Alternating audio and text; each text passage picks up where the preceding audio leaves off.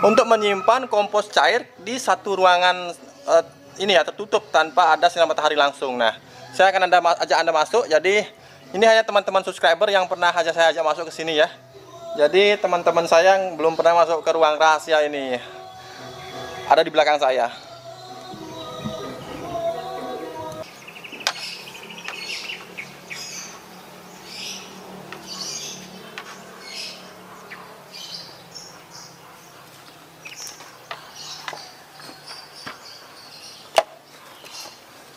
Kemarin malam saya mendapatkan pesan dari seorang ibu, saya lupa namanya. Mungkin beliau sedang menonton juga hari ini. Nah, kemarin kita ditanya, Bapak, saya menanam sekitar 5.000 pohon cabai. Nah, kira-kira seperti apa caranya agar semua tanaman saya bisa selamat dan kemudian agar bisa berproduksi secara maksimal. Juga mengenai pencegahan hama. Nah, menjawab pertanyaan dari ibu ini, sebenarnya skala 5.000 ke atas itu sudah masuk ke skala apa ya? Saya bilang adalah bisnis, skala bisnis seperti itu. Bukan lagi skala rumah tangga. Nah, saya sendiri dulu pernah juga seperti yang ibu lakukan juga menanam ribuan pohon. Nah, akan tetapi seperti apa cara untuk merawatnya ini seharusnya sudah ibu itu lakukan sejak dari fase penyemaian, sudah dipersiapkan. Perawatan pencegahan, kemudian perawatan ke pengobatan. Karena di sini saya selalu menggunakan dua metode, pencegahan dan pengobatan. Nah, untuk skala 5.000 ke atas, memang kita mempersiapkannya itu nggak bisa seperti kita mempersiapkan seperti apa yang saya lakukan sekarang. Jadi bisa instan, cepat, kemudian tidak terburu-buru. Kalau untuk 5.000 ke atas, untuk skala bisnis, itu sebaiknya memang dipersiapkan jauh-jauh hari, bahkan sebelum ibu merencanakan untuk menyemai. Nah, akan tetapi saya di sini akan memberikan cara untuk mencegah jangan sampai terjadi yang namanya musuh pertama pada cabai itu keriting daun seperti itu. Seperti apa caranya? Di sini kita pertama mencegah datangnya tungau dan kutu putih.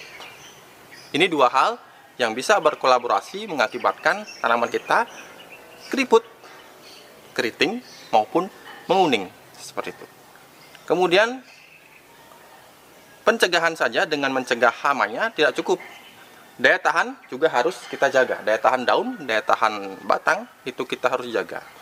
Kita di sini berikan zat yang bisa memperkuat daya tahan dari daun. Utamanya daun karena daun yang pertama kali diserang. Nah, saya biasanya di sini menggunakan satu bahan yang sangat murah, tidak usah khawatir. Di sini di Bali Organik TV tidak pernah kita memberikan bahan yang mahal. Kita berusaha mencari alternatif yang sangat murah, bahkan kalau bisa betul gratis. Nah, seperti apa caranya? Saya akan proses dan saya sudah menyemprotkannya tadi yang Anda lihat di awal video. Nah, saya akan buat sekarang seperti apa komposisinya dan seperti apa cara pengaplikasiannya. Silahkan disimak. Dan saya mohon sekali lagi untuk jangan skip.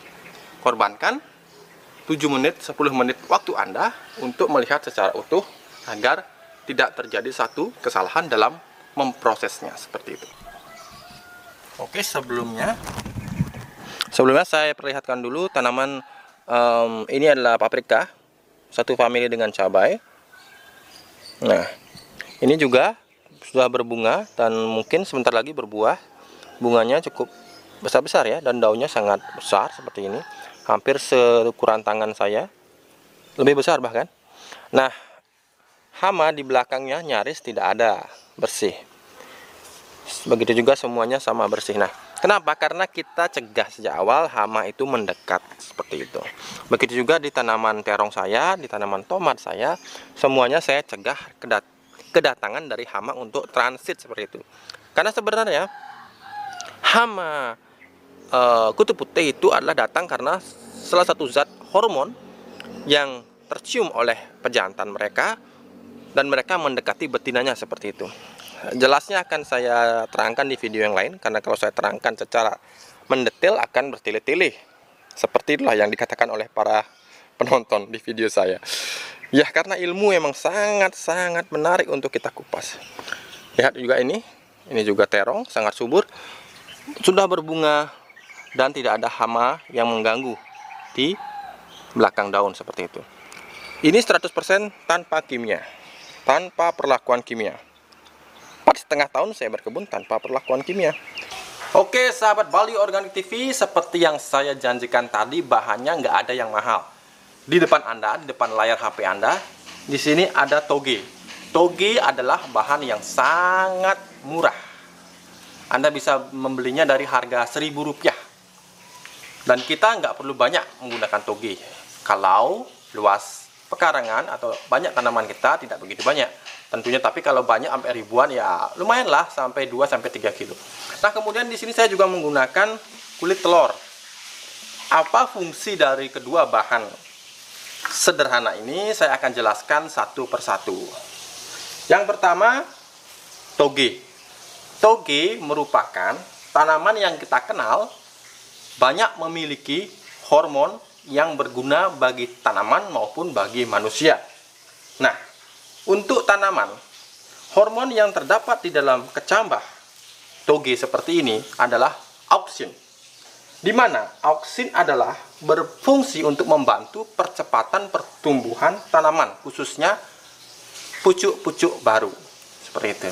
Nah, bisa kita katakan auksin yang terdapat dalam toge ini memiliki kadar yang tidak kalah dengan hormon ZPT yang dijual di toko-toko pertanian. Saya garansi tidak kalah. Tenang saja sahabat.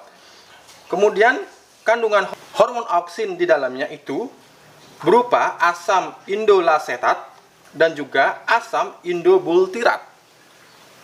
Ini akan saya terangkan di video berikutnya mengenai apa itu yang dinamakan dengan asam-asam amino yang terdapat di dalam toge. Cukup sekian untuk toge agar tidak panjang video ini. Kemudian untuk cangkang telur seperti ini. Cangkang telur bagi beberapa petani yang sudah berpengalaman memiliki fungsi yang sangat bervariatif. Yang pertama, cangkang telur bisa sebagai pengganti kapur pertanian. Karena apa? Karena cangkang telur merupakan lapisan berkapur yang menyusun berat 9% dari total keseluruhan telur. Jadi misalkan telur yang utuh itu beratnya 30 gram, pasti beratnya itu sekitar 9% dari 30 gram itu. Jadi zat kapurnya ada sekitar 9% seperti itu. Nah, kemudian di dalam cangkang ini juga tersusun unsur-unsur yang sangat menguntungkan bagi tanaman, yaitu kalsium karbonat. Sebanyak, tebak berapa? 94%. Kemudian magnesium karbonat dan 1% kalium fosfat. Dan banyak terdapat protein juga di dalam cangkangnya. Jadi bukan putih telurnya aja yang ada protein. Bilangin Adi Rai suruh makan. Enggak bercanda. Kita sama-sama orang Bali, nanti dimarahin sama saya sama Bang Ade. Intinya cangkang telur ini juga mengandung, aduh malah pengen ketawa, mengandung protein seperti itu. Tapi jangan makan cangkang telurnya ya. Nah, kedua bahan ini tidak memerlukan fermentasi. Kenapa? Karena kedua kandungannya sudah ada tanpa harus dirangsang dengan bakteri. Misalkan hormon auksin yang ada di dalam kecambah toge ini sudah ada. Begitu dari kacang hijau berkecambah muncul. Nah, di sanalah hormon auksin sedang tinggi-tingginya. Jadi di fase dari biji kacang hijau kemudian berkecambah, disinilah kadar auksin di dalam toge ini sedang tinggi-tingginya banget gitu. Nah, itulah yang kita manfaatkan. Tanpa pun harus difermentasi, hormon auksinnya sudah ada di sini. Makanya Anda dan saya harus rajin-rajin minum toge. Bahkan beberapa dokter menyarankan makan toge juga bisa menambah kesuburan kita sebagai laki-laki seperti itu. Oke, kemudian kulit telur. Kulit telur seperti ini. Kulit telur karena mengandung kalsium dan apa yang tadi ya, magnesium, juga ada kalium fosfatnya. Nah, ini biasanya tidak disukai oleh jenis kutu-kutuan, tidak disukai oleh jenis tungau-tungauan. Nah, maka dengan aplikasi rutin yang dilakukan dengan air yang mengandung senyawa kalsium, juga yang mengandung senyawa magnesium dan kalsium fosfat, semoga hama tidak lagi mendekati tanaman Anda. Dan saya sudah buktikan Nah, seperti apa cara membuatnya? Ini akan saya kombinasikan, tapi dibuat terpisah seperti itu. Kita buat ramuan cangkang telurnya terpisah, kemudian kita buat ramuan togenya juga secara terpisah. Karena apa? Karena waktu untuk proses hingga pengaplikasiannya juga berbeda. Misalkan seperti cangkang telur ini kita perlu diamkan selama 1 minggu. Bukan difermentasi, sekali lagi bukan difermentasi, tapi untuk merontokkan zat kalsium yang ada di dalam cangkang telur ini, untuk meluruhkannya seperti itu, agar bisa tercampur ke dalam air yang kita berikan di dalam botol aqua seperti ini. Nah, kemudian untuk tauge bisa kita gunakan ketika tauge ini kita proses selama 2 jam saja setelah kita hancurkan. Jadi setelah 2 jam kita hancurkan, kita bisa gunakan airnya untuk sebagai hormon pertumbuhan bagi tanaman kita, seperti itu. Nah, untuk cara meluruhkan kulit telur seperti ini, kita gunakan air. Sebenarnya ini 1 liter, tapi saya nggak ada botolnya karena saya biasanya gunakan jerigen, dan saya akan perlihatkan yang sudah jadi nantinya ya. Nah, seperti ini kita masukkan 1 liter air mineral atau 1 liter air biasa, kita tambahkan dengan sekitar 20 cangkang telur seperti itu. Cukup banyak memang, kita bisa mintanya di dagang martabak ya, kita bisa minta sama abang-abang itu, kita bisa minta. Nah, kemudian kita gunakan untuk mencampur dengan air seperti ini. Nah, kita masukkan seperti itu. Saya tidak peragakan semua ya, karena ini hanya reka ulang aja istilahnya seperti itu. Nah, 1 liter air dengan 20 cangkang telur, kita tutup seperti ini, kemudian kita biarkan selama 1 minggu.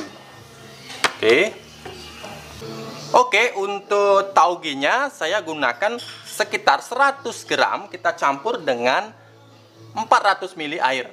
Kita masukkan di blender seperti ini ya. Nah, oke, sekitar 400 ml. Kemudian kita blender.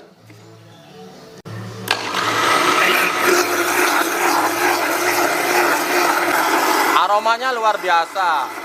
Aroma bucuk daun sebenarnya kalau kita bisa bilang ya.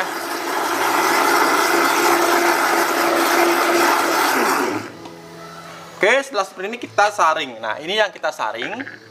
Lihat bagaimana busanya sangat tinggi. Ini mengindikasikan ada protein di dalamnya. Nah, kita saring kemudian. Kita saring sekarang ya. Nah, kita saring seperti ini. Anda lihat busa yang dihasilkan ini mengindikasikan kadar proteinnya sangat tinggi di dalam.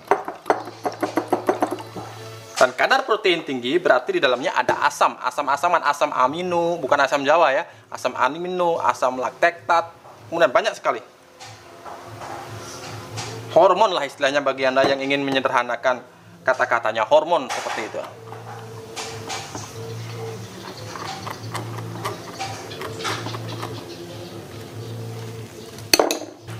Nah, oke, setelah seperti ini kita diamkan selama 2 jam. Kemudian setelah 2 jam kita bisa campurkan dengan rendaman kulit telur.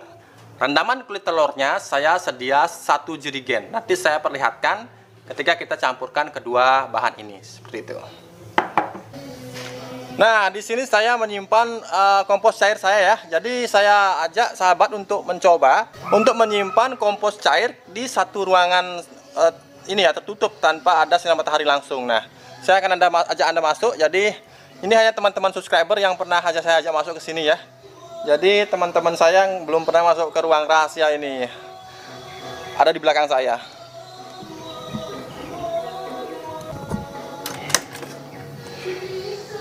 Tempatnya gelap dan berantakan ya, mohon maaf. Nah, di sini ada beberapa jerigen yang saya gunakan untuk eksperimen lah semacam itu ya. Dari ini semua bahan organik. Nah, kemudian untuk kulit telurnya yang di sini saya sudah kasih tanda. Nah, bener ya ini ya. Sebentar saya cek dulu ya. Kita lihat endapannya, ya benar. Nah, inilah rendaman kulit telur yang saya selalu gunakan untuk menjaga kesehatan daun-daun terutama cabai, paprika, dan ini tomat. Nah, seperti itu. Nah, kemudian untuk pengaplikasiannya seperti apa? Nah, air rendaman ini, air rendaman telur, cangkang telur, kita campurkan, perbandingannya adalah 2:1. Jadi misalkan Anda gunakan 200 ml, di sini cukup 100 ml, seperti itu. Pokoknya perbandingannya 2:1. Kemudian Anda campurkan dengan air. Setiap Anda mencampur 1 liter keduanya ini, keduanya menjadi 1 liter kan. Nah, itu Anda campurkan dengan 10 liter air. Maaf agak belepotan menjelaskannya ya, karena saya bagian untuk takar-takaran begini emang saya sebenarnya nggak begitu kaku seperti itu. Akan tetapi garis besarnya Anda mencampurkannya 2:1, air rendaman cangkang telur misalkan 200 ml, Anda tambahkan dengan 100 ml air dari ini hormon tauge.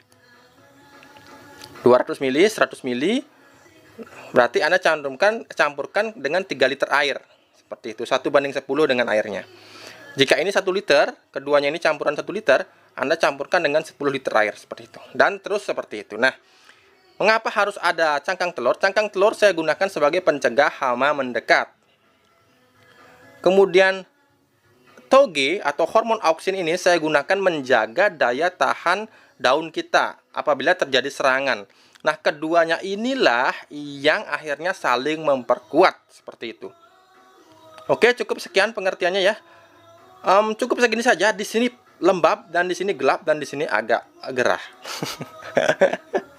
Saya nggak lama-lama di sini, saya akan keluar dari ruangan ini. Nah, pokoknya untuk Anda yang ingin mencoba, silahkan dicoba dan Anda terapkan rutin penyemprotannya selama sampai fase panen, seperti itu. Sampai fase berbuah lah, seperti itu ya. Kemudian Anda bisa hentikan pemakaiannya apabila Anda sudah melihat tanaman Anda sudah sehat, sudah tinggal panen saja, ya lepaslah, nggak apa-apa. Oke, demikian video saya pagi ini. Semoga bermanfaat. Jangan lupa di-share, karena share itu sangat penting. Siapa tahu ada saudara kita yang bisa mendapatkan nafkah dari hal yang saya jelaskan ini. Dan itu akan menjadi pahala buat kita semua. Oke, sampai jumpa. Jangan lupa menanam hari ini agar kita bisa panen esok hari. Sampai jumpa.